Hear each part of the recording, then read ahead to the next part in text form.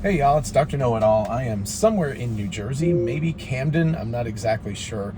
So anyway, I'm at a supercharger, it's a 150, kind of spoiled right now, but we are going from Brooklyn, where I was visiting my son, to Washington, D.C. area, where I'm going to be visiting my parents, so we're in transit. Anyway, so yeah, it's 150, I'm very, very spoiled, it's kind of silly. Anyway, so I wanted to talk today about two things that are related to our Brooklyn trip. Number one, Brooklyn driving with full self-driving, and number two, my son and his understanding of Elon Musk versus mine. So I'm going to start with the Brooklyn full self-driving. So we're still on 10.11.2, not on 10.12. I really wish that we were on 10.12, but that's not the case. So anyway, we're on 10.11.2, and we attempted to drive full self-driving in Brooklyn. If you don't know Brooklyn, it is, I think, actually in a lot of ways worse than Manhattan because it's very residential, and because it's residential, people are just all over the place with cars. So there actually is a lot of traffic in Manhattan, but there aren't nearly as many cars parked on the streets because that's not the type of borough that it is. So in Brooklyn, you've literally got both sides of almost every street lined with parked cars almost all the time.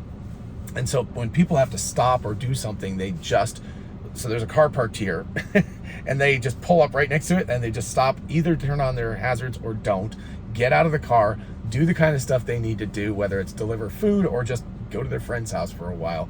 It's absolutely that crazy. And then you as a driver, oftentimes in a very, very narrow space, have to first determine whether that vehicle is actually parked or whether it's temporarily stopped, or whether it's just stopped because of a red light and there's other people in front of it. Oftentimes with a truck, it's really hard to tell because you can't see the other side of it. And you have to make a judgment about that, and then you have to move around it as you do it. The other thing about Brooklyn is there are lots and lots and lots of pedestrians out, and cyclists and people on scooters and people on e-bikes and all kinds of things. And there's a very, I guess I would call it a dance. Anyway, my son calls it the obstacle course. He's like, I live in Brooklyn. It's not so much driving as obstacle avoidance. You just, essentially you're weaving around trying to avoid obstacles as much as humanly possible. So anyway, so full self-driving, it would have problems with these stopped double parked vehicles. In single parked things, it was doing great because you can see like the San Francisco training. It's like narrow road, cars parked on both sides, no big deal. I'll handle that, no problem. But when another vehicle gets added to that mix, it would go like, what do I do with this? So I did notice when it was following, like if there was a lead car and the Tesla was behind it, it understood much better because it was like, okay, I'll follow this car. And also I have to give some credit to full self-driving. I am not a Brooklyn driver. I don't tend to drive in Brooklyn very much. In fact, as little as humanly possible. And while we were there, I mostly parked the car and we took the trains around where we needed to. So anyway, to be fair about this, I don't drive there, and it's also probably less, sorry, I'm trying to turn the temperature to something where they're trying to make it a little bit less blowy around here. It's a weirdly in-between day. So anyway, so I'm not that comfortable with driving in the city, and therefore I am more likely to take over and get nervous about it. So there were probably places where I disengaged when I shouldn't have. We tried to record a video, but it turned out my phone was actually out of memory. I just realized that because I just filmed this thing before too, and got halfway through the video and it bonked out. So anyway, that was very annoying. But so it stopped after about a minute, and unfortunately I didn't get a good recording of it driving through the city. But you would have heard a lot of swearing because it's pretty crazy, and it's not just us. I mean, there were literally, I'm not joking about this, there were about 6 people on bicycles doing wheelies, weaving through traffic. So they'd pop their front wheel up, and then they would like cycle through traffic in the middle of crazy traffic. That's how nutty this stuff is. So the downside of this all is, I've been saying for a long time, like, oh, full self-driving level 4 technology available by the end of 2022. Yeah, but maybe not in Brooklyn. So, that's a caveat. I don't know what 10.12 is. Maybe 10.12 is a lot better in Brooklyn. Another piece of this is that there were some Teslas in Brooklyn and Manhattan when I was over on that side.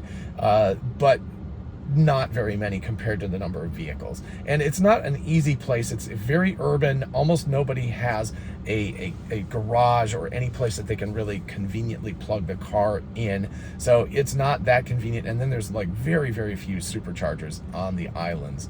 The one that we went to before we left was actually only a 72 kilowatt, like the old Generation 1 supercharger, and it was in a paid parking lot. So you had to pay to go in a charge, which is really annoying. So anyway, it's not nearly as nice as many, many other places in the country. So, you know, I sometimes talk about New York as an example. I'm like, oh yeah, take New York, and they get this L4 working, and they do robo-taxis, and I'm like, I'm not so sure about that anymore. I think there will be better cities that will get that type of thing first before New York will, because it's just really complicated in its own right. Again, San Francisco is a super complicated city to get around in, but there's a ton of Teslas and a lot of training has gone on. So, you know, that's a better city for that.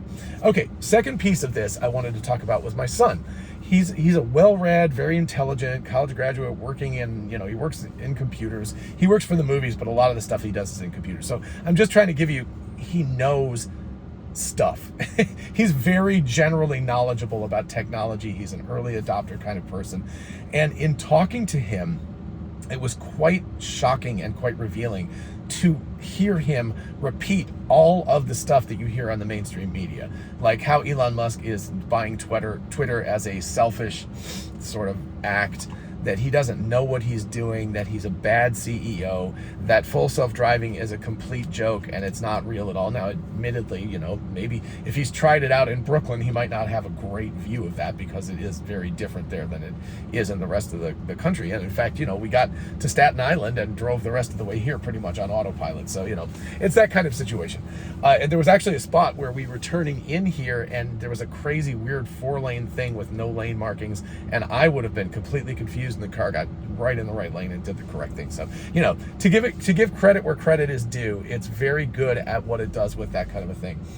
But it was just fascinating to hear him, and I wanted to listen. I didn't want to be like, oh no, you're wrong, right? Because I want to go like, okay, how much of an Elon fanboy am I? And I worry about that too. I'm like, oh gosh, do I just say everything Elon says is the greatest thing in the world? And I don't want to get caught up into that situation myself. So I listened to him a lot, but then I tried to gently course correct where I knew more information. So what this reveals to me is much less about my son and more about society at large. I'm like, okay, this is an intelligent early adopter person who just doesn't follow Tesla very closely, and the narrative line that, you know, generally we who follow Tesla closely know to be not true in many cases, both for, you know, Tesla and SpaceX, and also for his purchase of Twitter, and Elon as a human being. My gosh, he was, you know, going into about how he was a terrible human being and a very disingenuous person and not honest and not doing things for the good of humanity, which is pretty demonstrably not true, at least according to what all of us who interact with him seem to be coming up with. So it was just interesting to see that if you're not following this stuff very closely, there's a really good chance that you don't understand what's happening. And when you don't understand, whatever the general public is being told is what you're going to believe. So unless you expend the time and effort to get to know these issues much more intimately, you end up getting stuck in situations where you believe what everybody else tells you in the general media. So I'm not going to call it, you know, the fake news and things like that, because again, I don't know, there's some real news and whatever. I'm not going to get involved in that thing, but I'm just saying the mainstream narrative about Elon Musk and his companies is very different from the experience that we all have. And I guess what's incumbent on us is, number one, to do videos like this and say, at least explore, like look for other information sources if you hear bad things about Elon Musk.